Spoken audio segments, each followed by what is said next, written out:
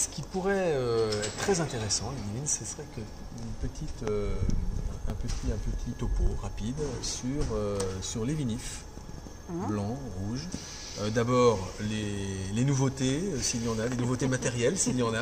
Il y en a. Il y en a. Un petit peu. Et puis tout à l'heure, tu nous as dit comment tu t'adaptais, comment tu avais adapté ton travail à la vigne au gré des aléas climatiques. Évidemment, ce raisin, il est marqué par ces aléas. Oui, tout à fait. Donc, il a l'empreinte. Il a l'empreinte. Ouais. Et j'imagine que tu vas adapter certaines étapes de ta vinif à cette matière première. Tout à fait. C'est sûr. Bon.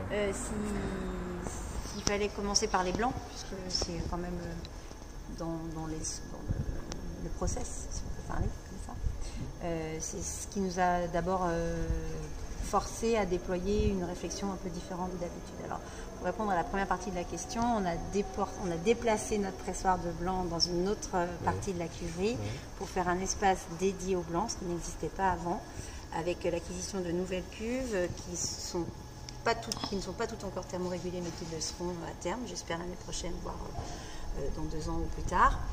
Et puis, en lieu et place de l'ancienne zone de ce pressurage-là, une réception vendange optimisée par rapport à notre 3e chantier de rouge, parce qu'on a 3 lignes de réception de vendange pour les pins. Nous avons aussi changé les cuves. On avait une batterie de cuves autopigeantes. On va dire un peu vieille méthode. Enfin, disons que ma génération n'a jamais trop utilisé. Voilà. Mais bon, par mes connaissances sans doute, qui ont été remplacées par les cuves, on va dire, plus traditionnelles, plafond mobile, qui elles sont thermorégulées. Voilà, c'est une plus grosse capacité pour me permettre après de réaliser les assemblages sur les rouges, mais qui sont aussi utilisables en blanc, notamment pour les débourbages. Donc une polyvalence technique sur ces cuves.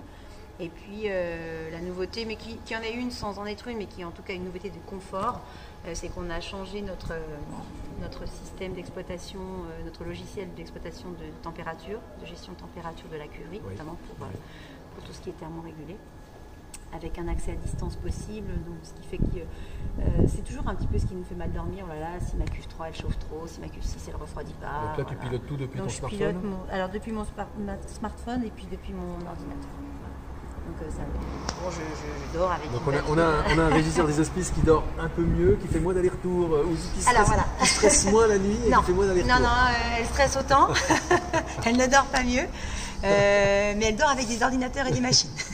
Donc, voilà. Non, c'est aussi pour. Je pense effectivement, c'est un côté très rassurant. C'est un côté aussi où ça embête moins d'astreinte. C'est plus souple. Et puis, c'est dans l'air du temps aussi de pouvoir accéder à distance à un outil de pilotage qui est vraiment moderne. Donc voilà pour les nouveautés. Et puis pour l'aspect vinif, premier gros changement sur les blancs, en tout cas sur le pressurage des blancs, c'est qu'on avait des peaux épaisses. On craignait des rendements jus faibles, mais finalement ils sont plutôt pas si mal par rapport à la vendange, bien d'accord, dans le millésime. On a eu parfois des millésimes visuellement plus appétissants, plus appétants en termes de jus et dont il ne coulait pas grand-chose.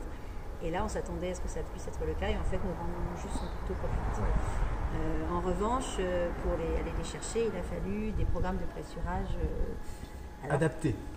Pour moi, inédits, parce que c'est la première fois que je fais des pressoirs aussi longs, plus de 3 heures. Donc forcément, on avait le temps, puisqu'on a fait les blancs en décalage avec les rouges, on l'a dit forcément. Mais surtout des paliers menés différemment, des temps de maintien de pression plus longs pour vraiment laisser le temps au jus de bien s'égoutter. Je ne vais pas parler de pressurage séquentiel, mais on était entre les deux, entre un pressurage traditionnel et un séquentiel. Et alors là, c'est la première fois de ma vie, une montée en pression un peu plus importante. Parce qu'en fait, on a fait comme d'habitude, c'est-à-dire qu'on a arrêté à une pression maximale d'environ 1,4 bar, comme d'habitude. Et puis on a vidé la mer, on est monté un peu, on a gardé dans la mer, on a goûté. C'est très bon. On envoie, on referme la valve, on remonte à un bar 6 ou un bar 8. C'est bon. Ok, on envoie. On arrive à un bar 90 parce qu'on n'ose pas atteindre le plafond des 2 bars, la seuil psychologique des 2 bars. Et puis en fait ça a été bon. Ça a été bon de part en part.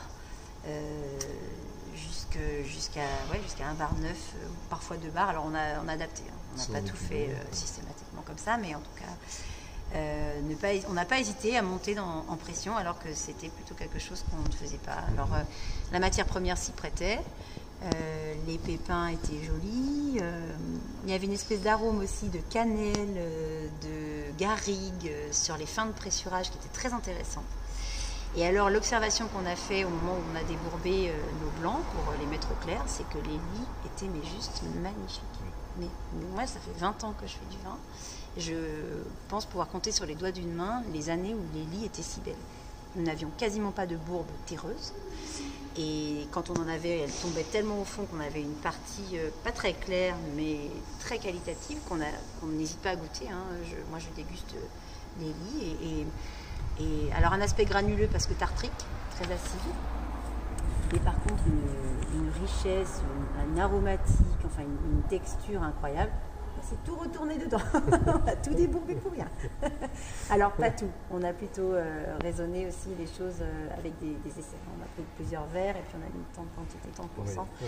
Et voilà. Donc, on a des blancs qui sont en train de fermenter en partant de niveaux de turbidité initiaux supérieurs à ce dont on avait l'habitude. Voilà, donc millésime de changement. Okay, donc, on verra. Me voilà impatient de goûter ça. Oui, oui, mais je pense qu'aromatiquement, ça va être très intéressant. Dans la texture aussi, sur des millésimes solaires où on craint toujours l'excès d'alcool. Voilà, on a des alcools qui pètent les plafonds, hein. On est à 14 degrés. Et en fait, on ne les sent pas. On a des premières cuves qui goûtent déjà pas mal parce que les sucres se passent très vite, les fermentations vont assez vite, ce qui est gage d'acidité. Hein. Les levures aiment l'acidité, donc quand elles en ont, elles vont bien. Malgré des degrés élevés, et du coup on commence de voir que ces textures, ces bilans d'acide, ces équilibres sont hyper intéressants et que les bourbes vont certainement leur part dans cette approche-là. Voilà, donc on est plutôt confiants, même si on était inquiets. On a fait de longs pressurages quand même, c'est long. Ouais. C'était très très long de décider, de doser aussi. En fait, il faut oser. Et c'est encore une démarche technique différente parce qu'il faut aussi mobiliser les équipes. C'est compliqué de faire des pressoirs quand on finit tard, quand il faut accepter de les laver alors que c'est minuit, de les désinfecter pour le lendemain, etc. C'est quand même aussi un travail d'équipe à la cuverie qui a souligné. Il faut que tout le monde adhère. Bon, moi de ce côté-là, j'ai vraiment beaucoup de chance. J'ai une super équipe locale.